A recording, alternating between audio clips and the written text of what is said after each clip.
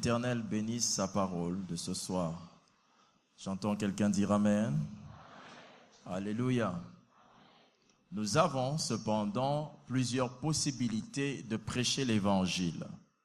L'une des possibilités est de lire les Écritures et après comprendre certaines choses qui sont écrites et venir partager cela avec le peuple de Dieu. Ça s'appellera toujours aux oreilles du peuple une prédication, un enseignement. Il y a aussi une autre manière de prêcher l'Évangile, c'est de prendre un message qu'on a dans le cahier et de se dire qu'on va aller, puisqu'on nous a demandé de porter l'Évangile dans un milieu, on prend un message qu'on a dans le cahier et on va l'annoncer dans une église de la place, là où on nous invite. C'est aussi une autre manière de prêcher l'Évangile. Une troisième manière de prêcher l'Évangile est que, après que nous ait demandé de partager la parole de Dieu, qu'on puisse poser la question à quelqu'un en lui disant « Que veux-tu que je puisse dire ?» Cette personne pourrait nous mettre les mots afin que nous puissions prêcher ce qu'il voudrait que l'on prêche à l'Église. Toutes ces trois manières de prêcher l'Évangile ne sont pas la source du message que nous aurons ce soir, vendredi et dimanche. Lorsque j'étais en train de prier, après que j'ai reçu le message, l'information de venir apporter la parole de Dieu ici, j'ai entendu le Saint-Esprit de manière claire apporter une information à mon esprit. Je sais que lorsqu'il parle de cette manière, c'est qu'il s'engage. Ça ne sera donc pas rien qu'un enseignement, mais c'est un engagement divin vis-à-vis d'un Dieu et de son peuple. Dieu, cependant, est invisible, mais il peut se rendre de plus en plus visible lorsqu'il envoie ses messagers apporter la bonne nouvelle. Et voici ce que le Saint-Esprit m'a dit. Il est temps que je te réponde. Je pensais, pour ainsi dire, que c'était comme si c'était à moi qu'il le disait. Non, mais j'ai reposé la question. Qu'est-ce que ça veut dire? Il m'a dit, dis-leur qu'il est temps que je te réponde. Vous aurez donc compris que le thème ne dit pas qu'il est temps que je vous réponde, mais qu'il est temps que je te réponde. Je ne parle donc pas à tout le monde, même si c'est ça mon souci, mais je parle à chacun de manière individuelle. Le Saint-Esprit m'a dit de te dire qu'il est temps qu'il te réponde. Je ne sais pas combien de gens attendent ce grand jour. Combien de ceux qui restent dans les nuits en train de pleurer, de prier, cherchant la face de Dieu, avec un seul objectif, avoir une réponse. Et ce soir, quelle merveilleuse garantie. Nous avons quelqu'un qui règne dans les cieux et sur la terre qui nous dit qu'il est temps que je te réponde. Est-ce que nous pouvons, par la foi, lui rendre déjà grâce avec des acclamations pour ça?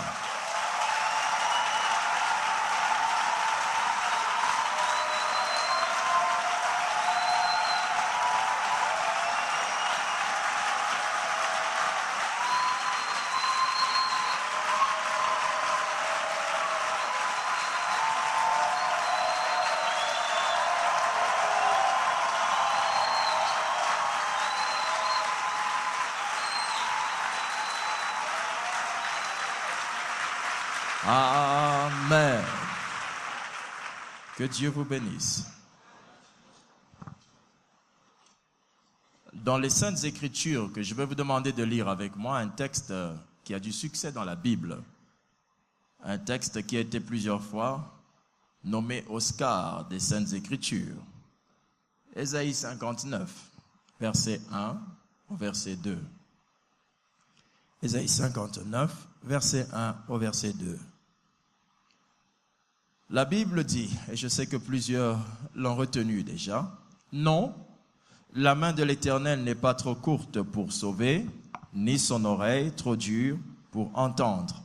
Mais ce sont vos crimes qui mettent une séparation entre Dieu et vous, et ce sont vos péchés qui vous cachent sa face et l'empêchent de vous écouter. Amen. Alléluia. Dans ce texte, la parole de Dieu est en train de présenter qu'entre l'homme et l'exaucement, il y a une séparation.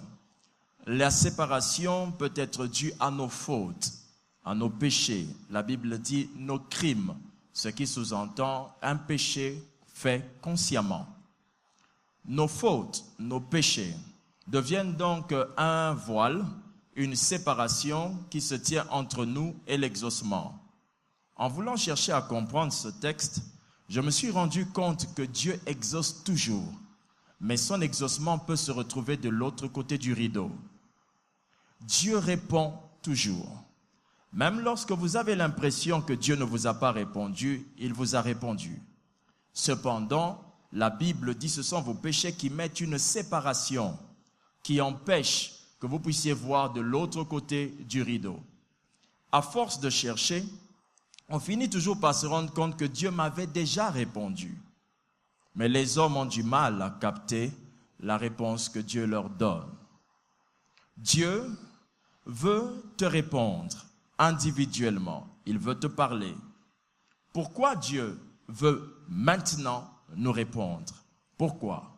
C'est la question que je me suis posée. Pourquoi il veut maintenant te répondre? Lisons ensemble Exode 3, 7, un autre texte que vous connaissez. Exode chapitre 3, au verset 7. Nous lisons la parole très sainte de Dieu.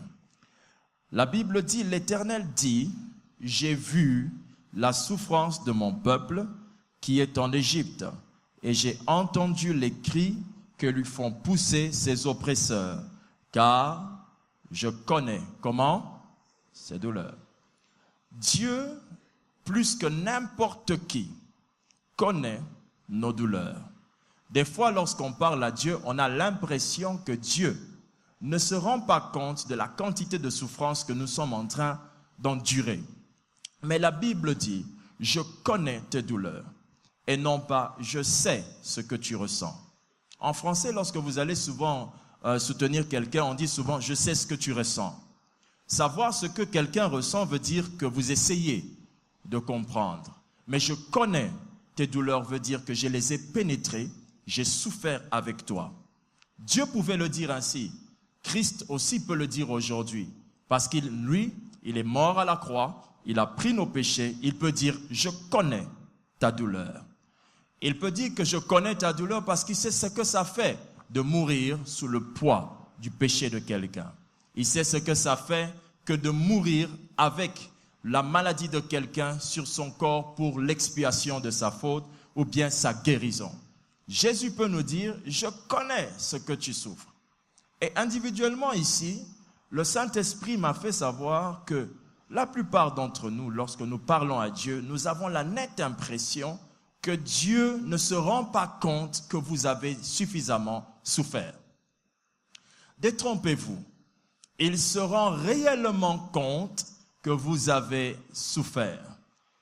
Il se rend compte, il connaît vos douleurs.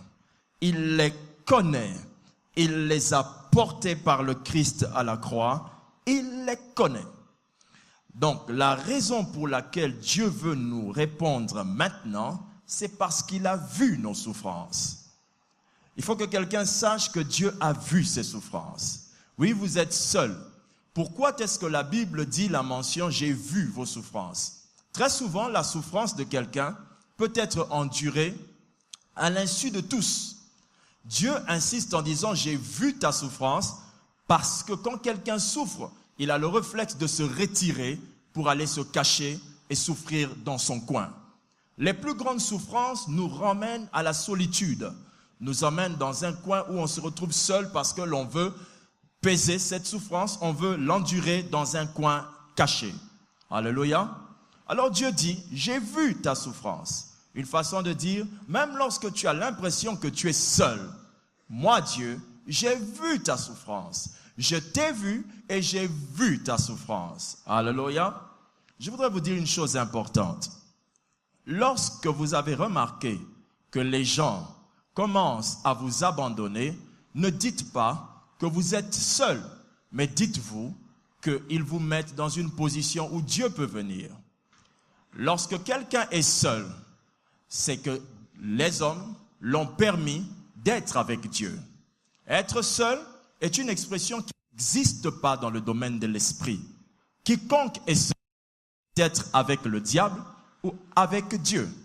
Et en tant qu'enfant de Dieu, toutes les fois que les gens t'abandonnent, ils t'abandonnent pour t'aider à être seul. Ils ne s'opposent pas à toi, car ceux qui t'abandonnent t'aident à aller vers Dieu. Toutes les fois que vous souffrez, n'attendez pas que les gens vous abandonnent, mais abandonnez-les avant qu'ils vous abandonnent pour aller vers Dieu. Quand vous abandonnez les hommes pour aller vers Dieu dans la solitude de la prière cherchant une réponse, les hommes ne peuvent plus vous abandonner, ils vous suivront.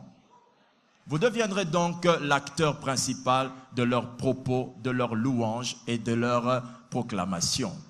Ils prieront en disant que l'Éternel fasse grâce dans ma vie comme il a fait dans la vie de qui? Je veux un prénom. Dans la vie de qui? Je crains que tu ne connaisses pas ton prénom. Je voudrais que l'Éternel fasse pour moi comme dans la vie de qui? Tu deviens donc le sujet de la conversation. Dieu commence à être appelé par ton prénom. Dieu est fantastique. Lorsqu'il a donné les noms, lui-même a évité de prendre un seul nom. La plupart des noms que Dieu a sont des noms que les hommes lui ont donnés. La plupart. Lui, il a tout simplement dit qu'il était Elohim. Mais le reste, c'est a choisi de donner à Dieu des noms. Jéhovah Rapha, tout ça, ce sont des hommes qui ont donné à Dieu. Alléluia. Dieu est le seul nom qui est le seul nom qui est prêt à prendre tous les prénoms des hommes. Le Dieu de Lévi, ton Dieu, le Dieu de ta maison. Le Dieu de qui? Sois sûr que ce que tu es en train de dire est très important. Le Dieu de qui? Je crains que tu parles du Dieu de ton voisin. Le Dieu de qui? Je suis en train de t'informer sur ce qui est sur le point d'arriver. Je parle du Dieu de qui? Il est possible que ça ait pris du temps, mais je te parle du Dieu de qui? Il y a un prénom que Dieu est sur le point de porter. Le prénom de qui? Ta famille doit savoir que Dieu s'appelle comment? Les gens qui t'entourent doivent savoir que Dieu s'appelle comment? Amen. Je ne suis pas hébreu pour dire shalom, sabaoth, chikenu. C'est trop compliqué pour moi. Mais je peux au moins dire le Dieu de Lévi. Le Dieu de... Tous les shalom, sabaoth et toutes ces choses, c'est compliqué. Chez nous, on peut dire Nzamwakwe et tout. Quelqu'un peut dire Mungu Wangu, je ne sais pas comment. Mais ce soir, je te parle d'une réponse qui va faire en sorte que Dieu porte ton prénom. Pourquoi Dieu veut-il nous répondre maintenant? Je vous ai dit que c'est parce qu'il a vu nos souffrances. Il existe dans la vie de l'homme 3 catégories de souffrances qui peuvent l'empêcher de vivre heureux sur terre. Les souffrances de l'esprit, les souffrances de l'âme et les souffrances du corps. Suivons attentivement. Les souffrances de l'esprit, les souffrances de l'âme et les souffrances du corps. Beaucoup d'entre nous sommes assis ici, prient Dieu, aiment Dieu, cherchent Dieu, mais souffrent des souffrances d'esprit. Dans le sens que ils sont peut-être assis avec nous ici, mais la nuit, ils savent que dormir est un moment dangereux pour eux. Parce que la nuit sera remplie d'esprits maléfiques qui leur enlèvent la paix, qui les font du mal, et d'autres sont étranglés dans la nuit. La Bible appelle ça les terreurs de la nuit.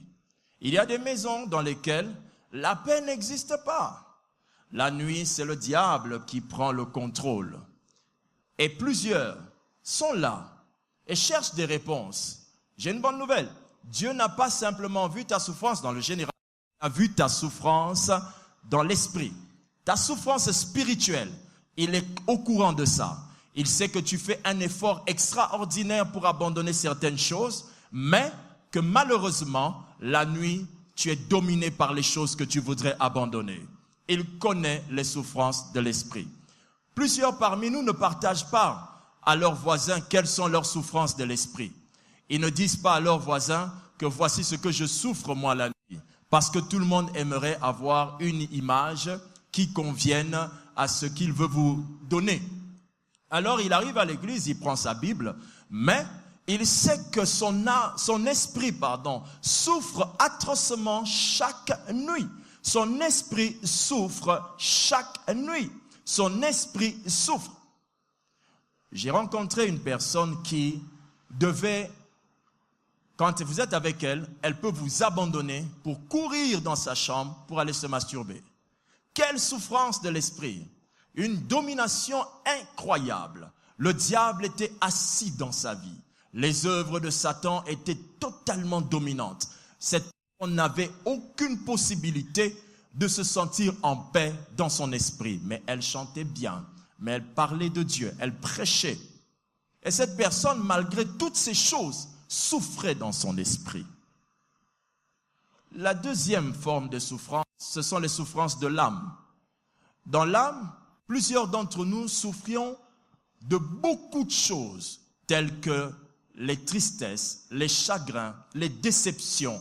Nos âmes sont meurtries, nos âmes souffrent. La réponse de Dieu n'est pas semblable à la réponse que vous donne un médecin. Exemple, vous dites au médecin, qu'avez-vous découvert dans l'analyse? Il vous dit, vous êtes malade. Votre maladie va nous obliger de vous hospitaliser. Alors vous dites au médecin, est-ce que cette maladie peut me tuer? Le médecin vous dira, oui. Il a répondu, mais cependant, il ne vous a pas donné une réponse. Il y a une différence entre la conjugaison du verbe répondre et le mot réponse. Le verbe répondre, il se conjugue, le mot réponse, il reste intact. Dieu ne conjugue pas le verbe, mais il nous donne une réponse. Le mot réponse veut dire accorder à quelqu'un une entière satisfaction à un besoin. Ce n'est donc pas qu'il rétorque à une phrase que vous avez donnée, mais il comble votre vie au point que vous n'ayez plus de questions à poser sur le sujet qui vous faisait mal.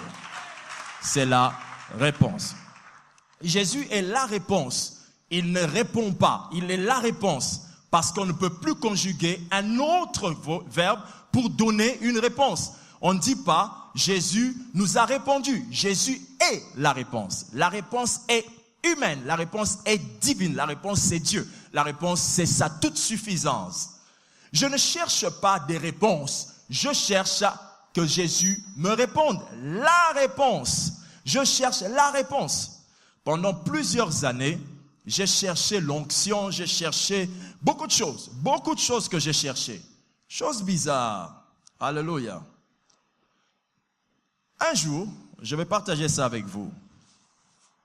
Pendant que je cherchais l'onction pour aller dans un voyage, je partais récemment prêcher au Gabon et ça fait, je crois, 2 mois. Je cherchais l'onction. Oui, je sais que ça surprend certaines personnes qui pensent que l'onction est une quête que lorsqu'on a trouvé, on ne la cherche plus.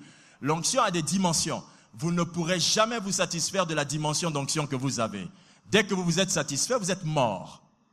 C'est pourquoi j'ai toujours été surpris de voir mon père spirituel être étonné quand je prêche. Il me regarde. Je dis, mais toi, tu ne peux pas être étonné, tu es déjà terrible.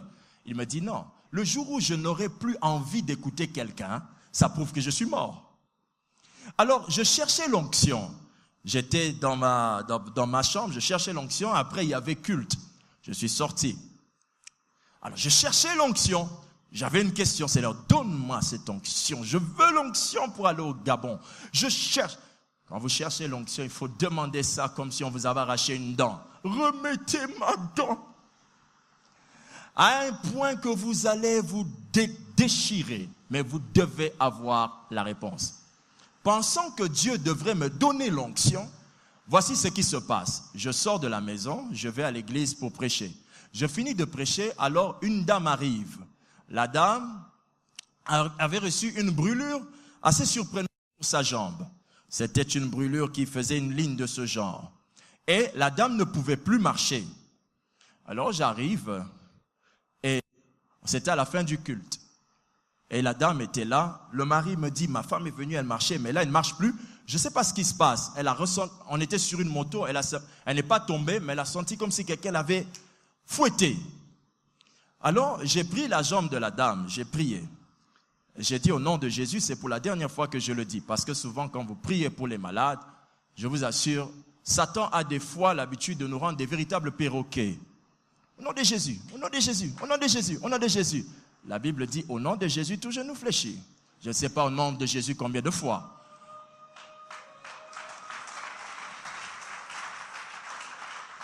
Alors, le démon ou le mal qu'elle avait voulait que je perroque.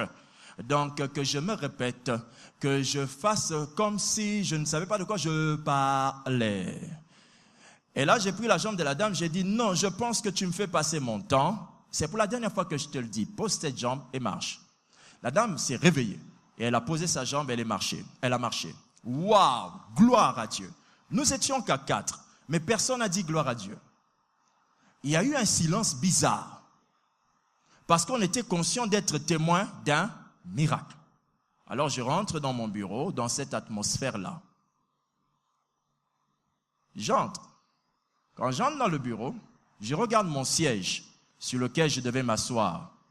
Et là, je vois comme s'il y avait quelque chose, mais que je ne maîtrisais pas. Je dépasse le siège, je vais m'asseoir sur un autre siège du bureau. Et je commence à fixer mon siège. Je le fixe, je le refixe. Et là, je me rends compte qu'il y avait une nuée qui entourait le siège, qui faisait comme un mouvement de ce genre sur le siège. Alors, j'ai continué à regarder. Suivez l'histoire.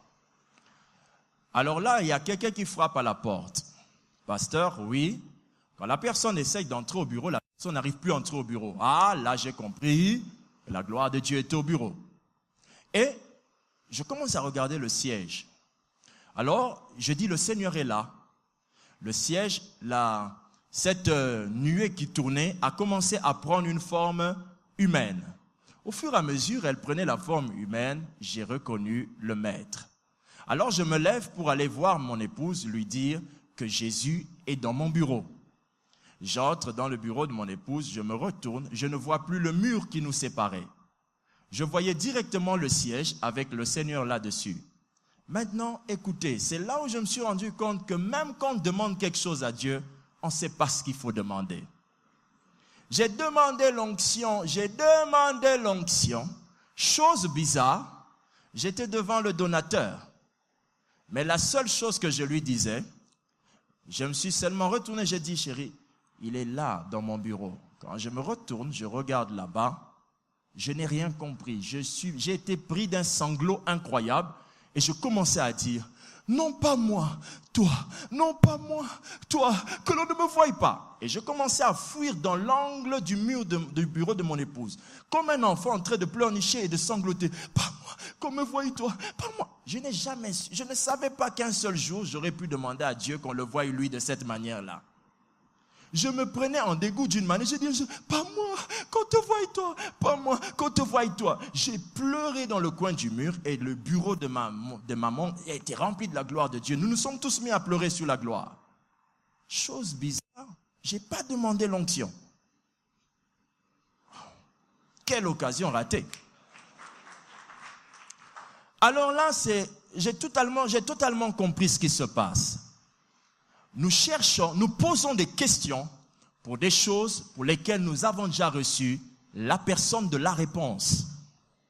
Christ est la personne de la réponse. Christ incarne la réponse. Et toutes les fois que vous cherchez une réponse, ne vous attendez pas à ce que vous vous attendez à entendre. Ça, ce n'est pas une réponse. Ça, c'est retorquer à ce que vous dites. Jésus ne nous rétorque pas. Jésus nous donne la réponse. C'est une substance contradictoire peut-être à ce que toi tu attends, mais qui est évidente et agréable pour ce que tu désires. Toi, dans ta tête, tu te dis, allumez la lumière. Tu veux voir une lampe claire. Tu veux voir quelque chose vous éclairer. Mais tu peux allumer la lumière chez lui. C'est le noir. Il dit, je t'ai répondu. La personne de Christ reste au centre de tout. Vous cherchez beaucoup de choses, mais vous ne cherchez pas celui qui fait les choses. C'est très difficile d'aller loin avec Dieu de cette manière. Dans la maison, quand vous marchez des fois, il y a des fois que vous allez vous rendre compte que c'est comme si quelqu'un était devant vous. Ça arrivera au fur et à mesure.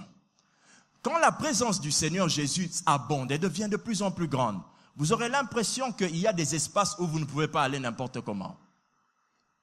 Vous y avancerez, vous vous dites, ah tiens, ce ne sont pas des suppositions ou bien des imaginations.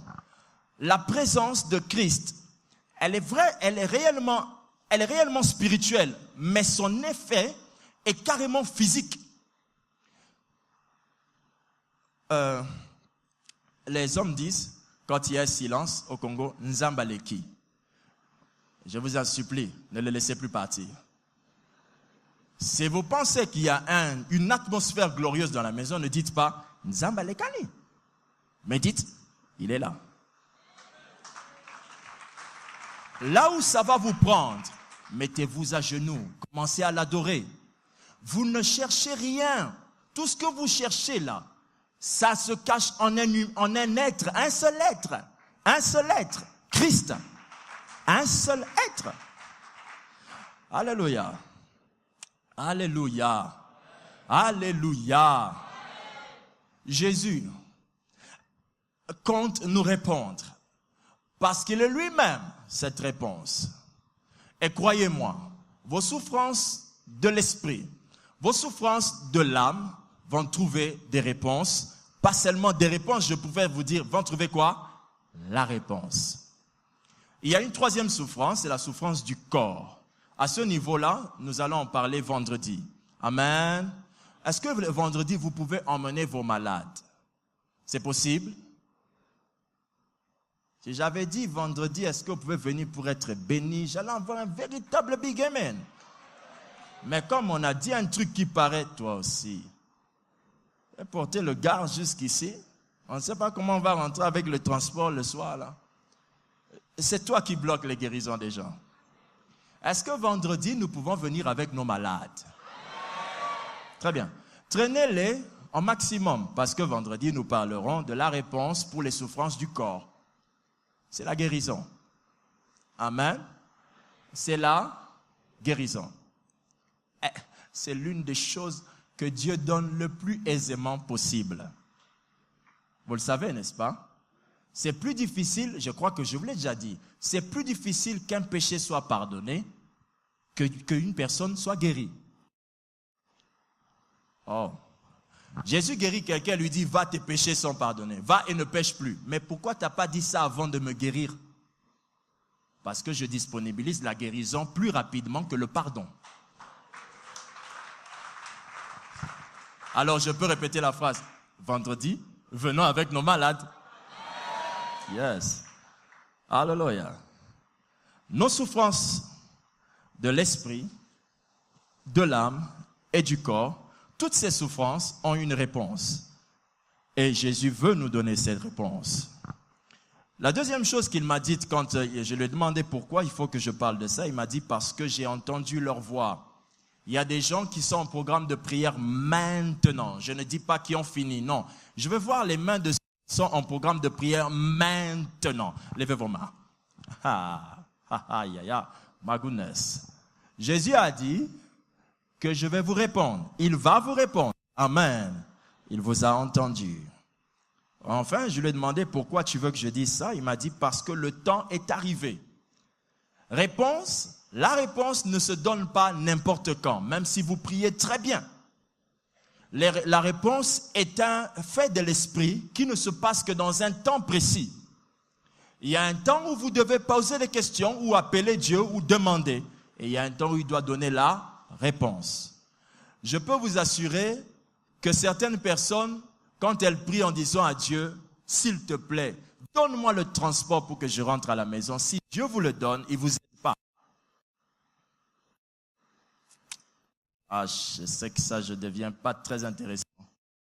Si Dieu vous donne le transport que vous cherchez, souvent il ne vous aide pas.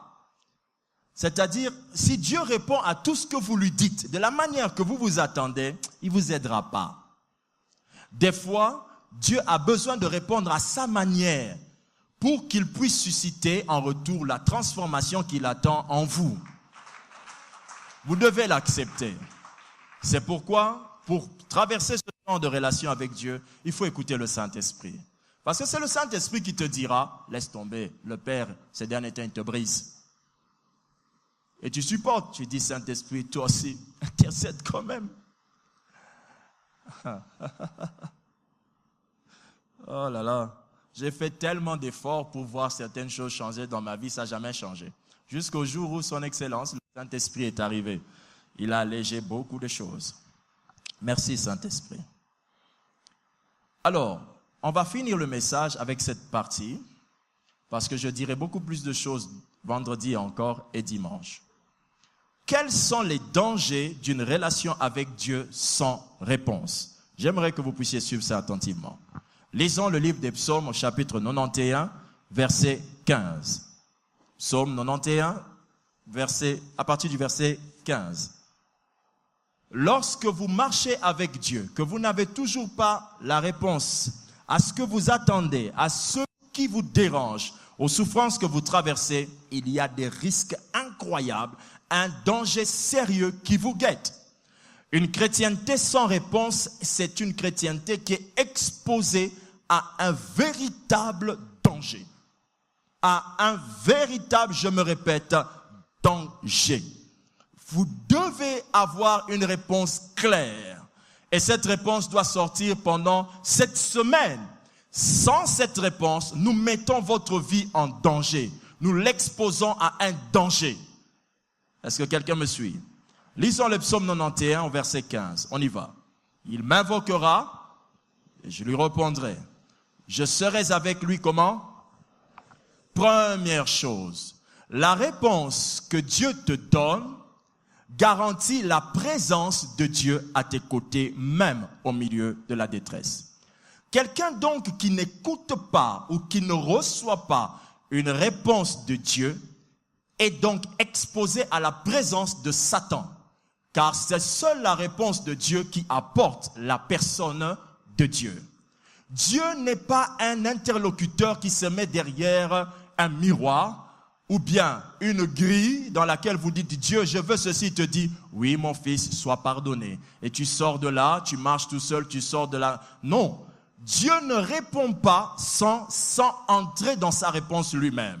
Quand il vous répond, il vous donne sa présence. Et vous repartez non pas avec une réponse, mais avec lui. C'est lui. Quand vous descendez souvent, j'entends souvent certaines personnes très zélées dire ah, tozalaki na mangenge tomati nzamba lobeli biso, il faut tomate sou nzamba lobela biso. Mais si Dieu vous a parlé, sachez qu'il est descendu avec vous de mangenge. Quand les gens prennent les réponses comme étant des phrases de Dieu, ils ne voient plus Dieu dans cette réponse, mais ils pensent que Dieu lui a donné à lui quelque chose que lui devrait utiliser. Non, Dieu ne vous donnera rien que vous devez utiliser. Dieu lui-même se chargera d'utiliser cette chose en vous par le Saint-Esprit. La réponse de Dieu apportera toujours la personne de Dieu elle-même parce que l'homme ne sait pas utiliser les choses de Dieu. Dieu ne peut pas vous donner un ministère dans vos mains. Vous allez le détruire. C'est lui seul qui sait le diriger. Il ne peut pas vous donner un mariage. Vous connaissez c'est quoi le mariage? C'est lui qui est le meilleur mari.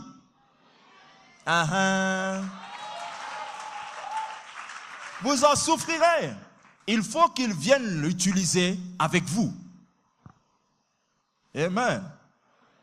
À chaque fois que quelqu'un ne reçoit pas la réponse de Dieu, il y a une absence de la personne, de la présence de Dieu. Alors, je parle aux serviteurs de Dieu. Vous, quand vous écoutez Dieu vous dire, je fais ceci, ou bien je te bénis, ou bien ceci, tout ce qu'il vous dit, sachez toujours que vous n'êtes plus seul. Sachez qu'il est juste là. Et à chaque fois que vous voulez maintenant exercer sous l'onction, après avoir entendu Dieu vous parler, ayez l'habitude de lui chuchoter un mot avant d'agir. Tous les jours qu'il m'a donné de prêcher l'évangile, comme tout à l'heure, avant de me lever, je dis toujours, Saint-Esprit, allons-y. Parce que tout ce qu'il m'a dit de dire, il me l'a dit avec sa présence. Si je ne viens pas avec lui-même, je ne serai pas capable de vous le dire. Est-ce que quelqu'un me suit attentivement?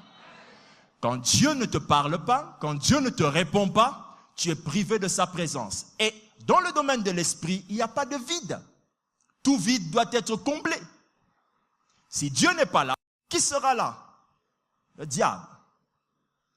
Donc, une vie chrétienne, une relation avec Dieu sans la réponse, est une vie chrétienne ou une relation avec Dieu qui s'expose à la manifestation, bien aux attaques de l'ennemi. Il faut que Dieu me réponde. Il faut que quelqu'un me le dise. Que dis avec moi, je veux la réponse. J'attends la réponse. Cette réponse viendra avec lui-même. Amen. Deuxième, continuons. Je serai avec lui dans la détresse et puis je le délivrerai, n'est-ce pas? Aucune réponse de Dieu ne vient avec la satisfaction, avec une joie seulement du cœur. On dit, ah, Dieu m'a répondu, amen, oh, Essengo, quelle joie. Non, non, les amis. Pour ça, il peut le faire. Pour ça, Esobé peut le faire. Il y a plein de personnes qui peuvent vous donner cette joie-là, ce rire-là, ce plaisir-là. Mais Jésus n'est pas de ce genre. Il ne parle pas pour te donner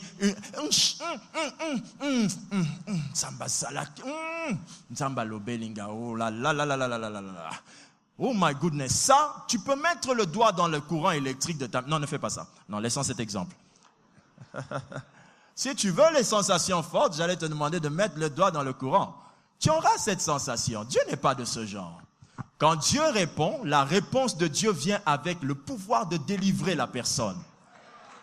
Quelle que soit la situation dans laquelle tu te trouves, quand Dieu te répond, il te délivre. Le mot délivrer veut dire sortir quelqu'un d'eux. Il te sort d'eux. Il te sort d'eux. Quand Dieu m'a dit, quand Dieu t'a dit, aujourd'hui je te bénis, sache qu'on t'a sorti de la pauvreté et on ne sort pas pour te laisser dans le vide, pour te placer quelque part. Dieu ne répond jamais sans sortir quelqu'un d'une situation. La délivrance accompagne toujours les réponses de Dieu. Frères et sœurs, vous allez continuer à vous battre, ça ne marchera pas. Cherchez qu'il vous parle directement, qu'il vous réponde. Quand il va vous répondre, c'est une délivrance assurée. Assurée. Alléluia. J'ai toujours voulu prendre les moutons là. J'ai toujours voulu les prendre pour les tuer, les égorger, prendre leur sang et les mettre à la porte pour voir comment ça va faire. Croyez-moi, ça ne fera rien. Les sorciers du quartier viendront même lécher le sang de ces moutons et ils me demanderont même où est la tête pour qu'on mange. Mais qu'est-ce qui s'est passé au temps où les Égyptiens étaient en train de nuire Israël? Dieu, en disant à Israël, mettez le sang, vous avez vu, ce sang était devenu bizarre, compliqué. Pourquoi? Toute réponse a une délivrance. Toute réponse amène la présence de Dieu lui-même. Ce sang, c'était Dieu lui-même. Il venait lui-même et il apportait une délivrance. Quand Dieu a répondu, il a parlé à Moïse, automatiquement il a dit à Moïse, je suis venu pour faire quoi? Vous délivrer. Alléluia. Alors je veux dire aux gens qui ont l'habitude de nous dire, j'étais avec Dieu, Dieu m'a parlé, j'étais encore là, Dieu m'a dit. Frère, moi que tu me dis ça, je te compare à ce que tu dis.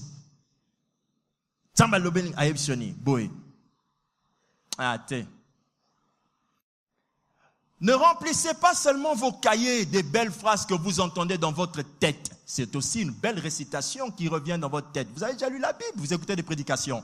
Souvent, c'est une récitation qui revient. Pendant que tu pries, Zalananga. Tu as déjà dit Zalananga. Quand tu finiras, qu'est-ce que tu vas entendre dans ton cœur? Je suis avec toi. C'est une continuité des phrases que tu viens de dire.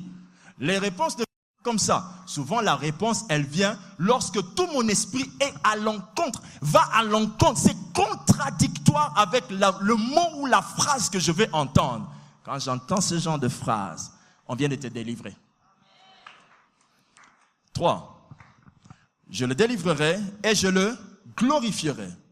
Quelqu'un, lorsqu'il manque des réponses, il n'entend pas la réponse qui vient de Dieu, sa vie ne connaîtra pas une croissance et des réalisations divines. La gloire de Dieu, la brillance de Dieu, l'impact de Dieu, le fait d'être remarqué par élévation de la main de Dieu. Tout ça, c'est la gloire de Dieu. Pour que quelqu'un vive ça, c'est qu'il a entendu une réponse de Dieu. Vous ne pouvez pas accéder à la gloire sans réponse. Jamais. Alors là, je vais dire directement quelque chose à quelqu'un qui pose cette question en lui. Vous avez déjà remarqué que Dieu est un expert à nous emmener coin au mur, dos au mur, pour te pousser à parler, à dire quelque chose, du genre, ah, pourquoi cette souffrance? Vous vous rappelez ça? Ça vous est déjà arrivé? Pourquoi il vous emmène dos au mur? Pourquoi il vous emmène à ce niveau-là? C'est afin que vous puissiez poser une question, afin qu'il vous donne une. Cette réponse, son objectif sera de vous emmener, je dis bien, complètement dans sa gloire. La gloire de Dieu. Cette chose qui vient en nous et qui fait que tout ce que je vis commence à se rapporter à lui. La gloire de Dieu, c'est tout ce que tu es en train de vivre, on dit, Nzamba malam. La gloire de Dieu. C'est toute bonne chose qui ramène à Dieu. Quand vous regardez par exemple je ne sais pas, je n'ai pas envie de dire les noms, certaines personnes que vous appelez les gaillards dans cette ville, ça ne vous pousse pas à dire gloire à Dieu. Ça ne vous pousse pas à dire Nzamba malam. Pourquoi? Parce que ça ne vient pas de Dieu. La gloire de Dieu, c'est tout ce que vous allez vivre et qui va remettre les gens, les pousser vers Dieu. Les ramener à parler de Dieu. Est-ce que quelqu'un est venu dans cette église dans une position triste ou malheureuse? Je suis témoin. Si je t'ai vu aujourd'hui, j'aimerais te voir différemment. La prochaine fois, qu'est-ce que je vais dire? Frère, Nzamba malam. Alléluia. Écoutez, votre sœur qui a l'habitude d'enfanter vient de mettre au monde. Vous dites quoi? Oh, c'est bien. Oh, chérie, félicitations. Je prends un autre exemple. Une sœur qui a fait 8 ans de stérilité vient de mettre au monde. Vous dites quoi? Quelqu'un a compris? Très bien. Les choses s'empirent parce que les choses doivent rendre gloire à qui?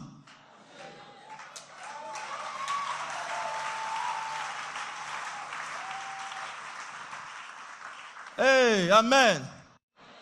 Ah, laissez-moi vous raconter une belle histoire que nous avons vécue avec vous ici. Je ne sais pas si vous vous rappelez. Quelqu'un peut dire avec moi amen? Je n'entends pas bien ton amen. Tu sais, à un moment, j'étais fatigué de mon bus blanc. Tu te rappelles mon bus blanc? Ah, guys, c'était devenu fatigant, je t'assure. Fatigant. Et j'ai dit, je n'entre plus là-dedans. J'ai commencé à dire à Dieu, bénis-moi, bénis-moi, bénis-moi. Oh, guys, j'ai prié. Tu parles d'une histoire. Vous vous rappelez du jour où on avait parlé de grands sacrifices qu'on avait fait là? Oh, les gars, j'ai bien envie de te taper la main, mais tape ton voisin pour moi, s'il te plaît, à la main. Laisse tomber. Tu te rappelles de... Oh, frère, j'ai transpiré, sué, fait des chutes, parlé, demandé, Dieu change, chasse-moi le bus blanc. Dieu, oh, je brise le bus blanc, je le casse en deux, j'ai tout fait. Mais la dernière fois qu'on est sorti d'ici avec l'affaire là, hein, c'est entre nous, avec l'affaire là. Oh, guys, le 28 avril à mon anniversaire, j'ai seulement vu... Oh, j'ai dit, oh my God, God, you are wonderful. Alléluia. Donc quand je demandais à Dieu, je veux que ça change, Dieu me disait, je t'ai répondu, va, donne ça.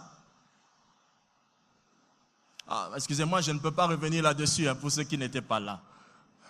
Là c'est ça qui arrive quand on s'absente au culte, hein, les gars. Alors, quand Dieu m'a dit, fais, Dieu était en train de me répondre. C'était déjà la réponse, mais elle n'avait pas la couleur de ce que j'attendais. Ah, Dieu est merveilleux. Et le jour que la chose s'est faite, elle s'est faite devant votre pasteur. Je lui ai dit, monte d'abord dans la voiture, on est monté, on a un peu roulé. Après, j'ai dit, ah, papa, love you. Oh, c'était fantastique. Quelle belle journée. Alléluia. Et c'est votre maman qui conduisait ça.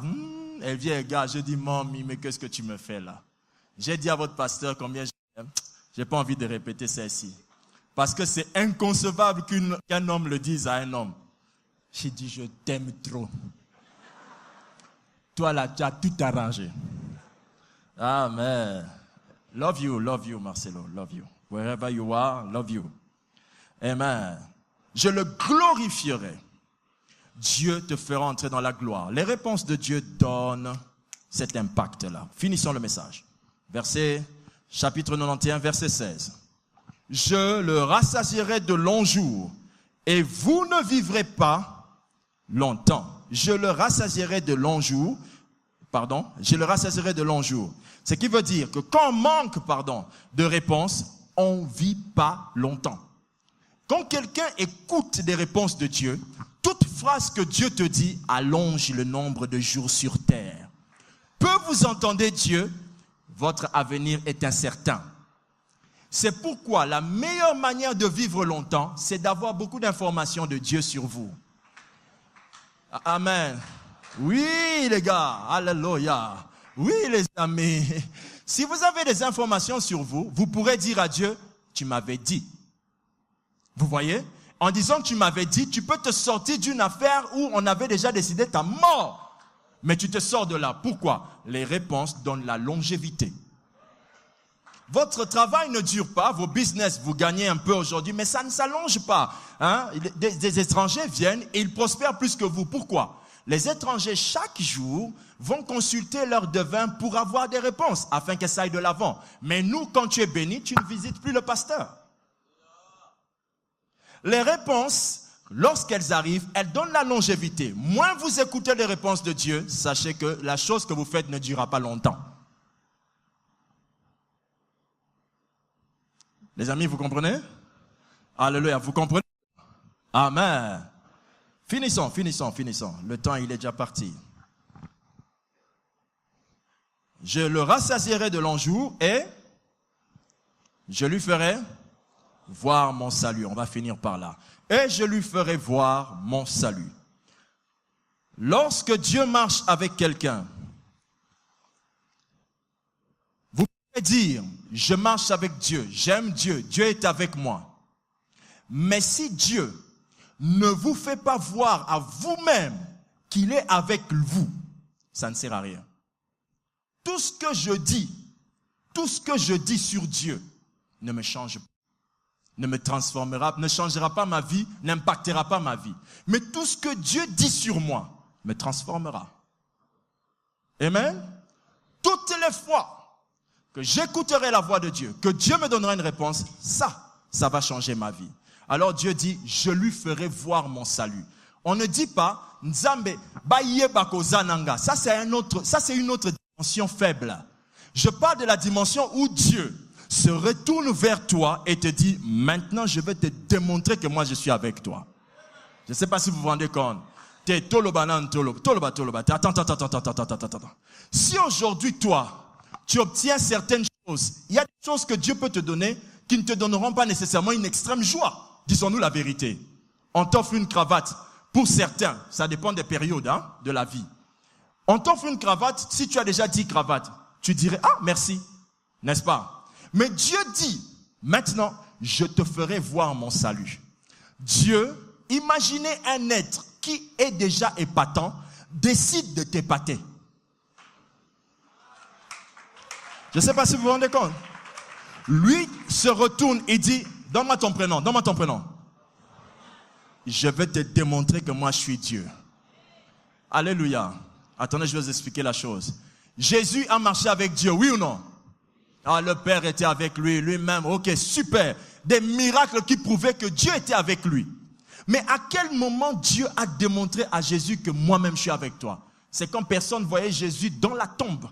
Et là, le Saint-Esprit est venu lui-même dire, Jésus, tu sais qu'au départ, j'étais venu sur toi. Maintenant, je vais te démontrer que moi, je suis venu pour te ressusciter. Et là, le Saint-Esprit ressuscite Jésus. Jésus lui-même a vu le Seigneur agir dans la vie de plusieurs, mais pas dans sa propre vie.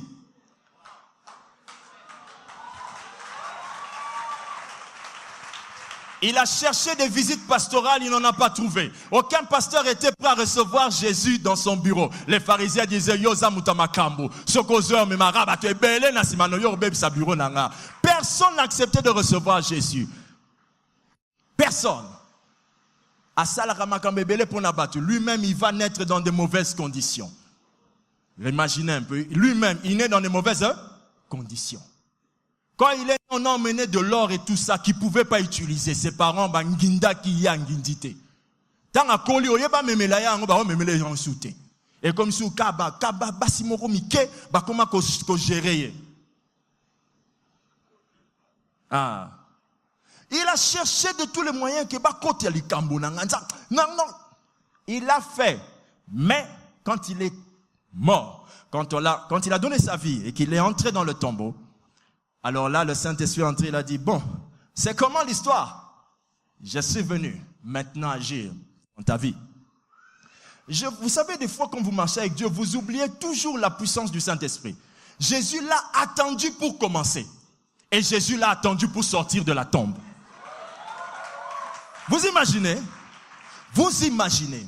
Jésus savait que je ne pourrais jamais sortir de ce trou ici-là. Quand ça comptait 1 jour, 2, 3, il l'a attendu. Et pourtant, il est Christ. Il pouvait lui-même se lever. Mais la Bible dit, c'est pour cela que le Saint-Esprit l'a ressuscité d'entre les morts. Alors, frères et sœurs, c'est donc la période où Dieu se tourne vers un homme et lui dit, c'est pas toi qui lui dis Nzambe fungola. Non, cette étape-là, c'est une petite étape. Pianiste, monte un peu s'il te plaît, parce que je sens qu'on va prier. Cette étape-là, c'est une petite étape. Ah, Nzambe fungola, Nzambe sala, Nzambe panza. Frère, ça c'est une petite étape. Je te parle de Dieu. Quand il répond à quelqu'un, il dit, maintenant, je te ferai voir mon salut. Dieu qui parle à un homme, qui lui dit, je te ferai voir mon salut. Pourquoi je vous parle de ça? Pour vous rappeler ce que j'ai dit à cette dame. Au nom de Jésus marche, au nom de Jésus marche. Elle ne marchait pas. Jusqu'à ce que je dis, ça suffit. Maintenant, c'est la dernière fois que je dis. Bizarrement, personne n'a dit Alléluia. Pourquoi? Nous étions devant un langage que nous ne connaissions pas. C'était Dieu lui-même qui parlait à cette dame pour dire, ça suffit.